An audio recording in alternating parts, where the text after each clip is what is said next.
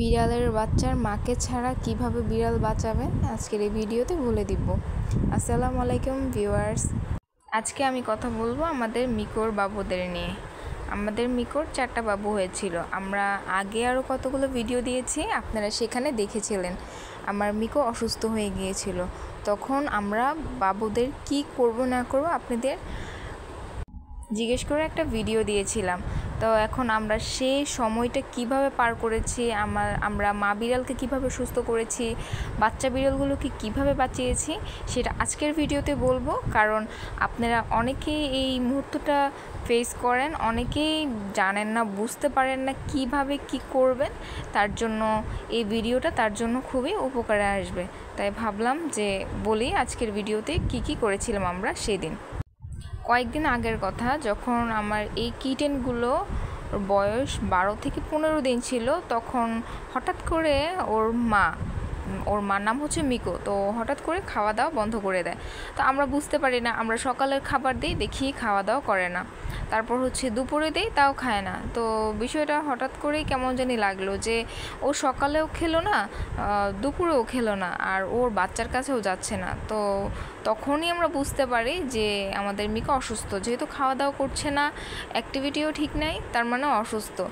আর বাচ্চাগুলোকে কি করব, আমার মাথায় কাজ করতেছিল না যে বাচ্চাগুলোরে আমি কিভাবে বাঁচাবো। তো তখন চিন্তা করলাম যে মাকেও বাঁচাইতে হবে, বাচ্চাগুলোকেও বাঁচাইতে হবে, যেভাবেই হোক। তারপর কি করলাম, বিড়ালের জন্য বিড়ালের দুধ কিনে নিয়ে আসলাম, সাথে একটা ফিডার কিনে নিয়ে আসলাম। আর অন্যদিকে বিড়ালের মাকে বাঁচানোর জন্য হ্যান্ড ফিড করা শুরু করলাম, আর কিছু ওষুধ দেওয়া শুরু করলাম। তারপর আমরা চলে যাই বিড়ালের দুধ কিনতে আর ফিডার কিনতে। তারপর দুধ আর ফিডার নিয়ে আসার পর গরম পানি সিদ্ধ করে, তারপর কুসুম গরম করে আমরা 30 সিসিতে 1 চামচের মতো, 1 চামচ বলতে আমরা চামচটা দেখিয়ে দিই নাই, আনুমানিক আপনারা বুঝে নেবেন। দুধ দিতে হবে, বেশি গাঢ় করলে হবে না, তখন ওদের আবার পেট খারাপ হবে। আনুমানিক বুঝে দুধটা বানিয়ে দিতে হবে। তারপর আমরা যখন ফিডারটা ওদের মুখে দিই, ওরা বুঝতেই পারে না কিভাবে খাবে, কোনোভাবেই কোনোটা বুঝতে পারে না। এই যে এই মিল্কটা আমরা কিনি, তারপর কোনোভাবে যখন বুঝতে পারে না, তখন আমরা আরেকটু উপায় বের করে ড্রপার দিয়ে দুধ খাওয়াই। ড্রপার বা সিরিঞ্জ দিয়ে একটা দিয়ে দুধ খাওয়ালে হবে, কোনো রকম ওদের দুধ খাইয়ে পেটটা ভরি। আর অপর দিকে ওর মার ট্রিটমেন্ট করতে থাকি, আমরা ওষুধ কিনে নিয়ে আসি। সেটার যদি একটা ভিডিও চান যে আপু কীভাবে মাদার ক্যাটটাকে সুস্থ করেছেন, সেটার একটা আলাদা ভিডিও দিব যদি আপনারা চান। তারপর ওদের আমরা দুধ খাওয়ানো শুরু করি। এমন করে 2 ঘন্টা পর পর ওদের ফিডিং করাতে হবে।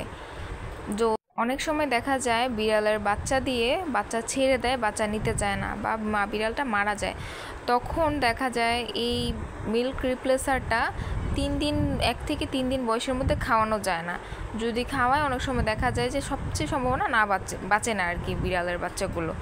তো 3 দিন বয়স পর থেকে যদি এটা খাওয়ানো হয় ভালো। 2 ঘন্টা পর পর করে খাওয়াতে হবে, ওদের পরিমাণ মতো খাইয়ে দিতে হবে। তারপর খাওয়ানোর পর বিড়াল সাথে সাথে পিপটি পরিষ্কার করে, ওদের টয়লেট পরিষ্কার করতে হয়। মা বিড়ালটা যদি না করতে চায়, মা বিড়ালটার মুখের সামনে ধরবেন। যদি মা বিড়াল না পরিষ্কার করে, সেটা আপনার নিজের ক্লিন করতে হবে। কিভাবে, একটা টিস্যু বা তুলা নিয়ে ওরা যেখানে পিপটি করে সেই জায়গাটায় ট্যাপ ট্যাপ করে চেপে দিতে হবে, ওদের মা যেভাবে চাটে আর কি, তখনই ওরা পিপটিটা ছেড়ে দিবে, মানে টয়লেট করবে।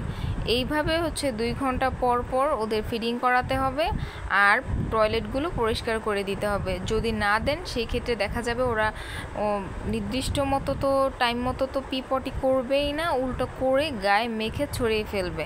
তারপর ওদের কথায় আসি, প্রথম দিন তো ওরা বুঝে নাই। দ্বিতীয় দিন যখন আবার ফিডার দিয়ে আবার ট্রাই করতে যায়, তখন দেখি ভালোই বুঝে, ওরা ফিডার টানছে, ফিডার খাওয়াটা বুঝে কিছুটা। তারপর আস্তে আস্তে এভাবে খাওয়া শুরু করে ওরা ফিডারটা, আর কষ্ট হয় না।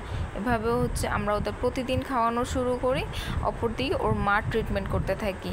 এইভাবে 1 দিন পরে ওর মা দেখি ওর বাচ্চার কাছে যায়, চাটা শুরু করে।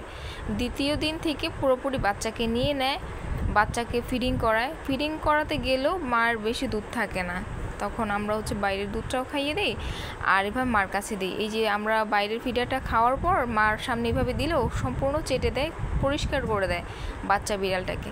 তখন আমাদের এই জিনিসটা আর কষ্ট করতে হয় না, সম্পূর্ণটাই ওর মা বিড়াল করে।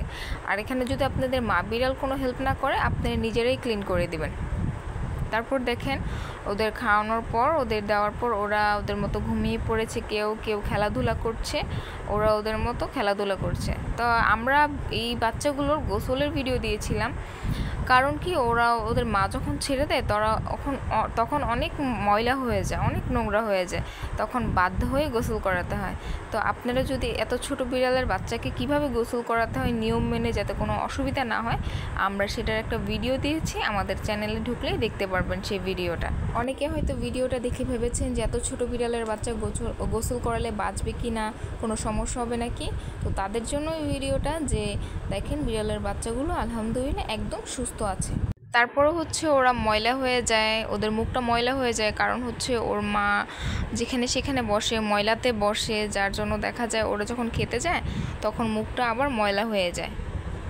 ওদের এভাবে ফিডিং করাতে হবে ওদের যতদিন বয়স 25 দিন না হয়ে যায়, এরপর থেকে ওদের চিকেন খাওয়ানোটা শুরু করতে পারে। মুরগিটা সিদ্ধ করে, একদম সিদ্ধ করে, সাথে কোনো মশলা দেওয়া যাবে না। আপনারা ব্লেন্ড করেও খাওয়াতে পারেন। আমি ছোট ছোট কিমার মতো করে ওদের মুখে দিয়ে দিলে ওরা খেয়ে নিত। তারপর আস্তে আস্তে নিজেরাই খাওয়া শুরু করে, তারপর আর কোনো চিন্তার বিষয় থাকে না। দেখেন বাবুটা খেয়ে নিজে নিজে খেলে ধুলে ঘুমিয়ে পড়েছে, কি সুন্দর লাগছে তাই না? মাশাআল্লাহ বলে দিবেন সবাই। আর যদি কারো কিছু জানার থাকে অবশ্যই কমেন্টে জানাবেন।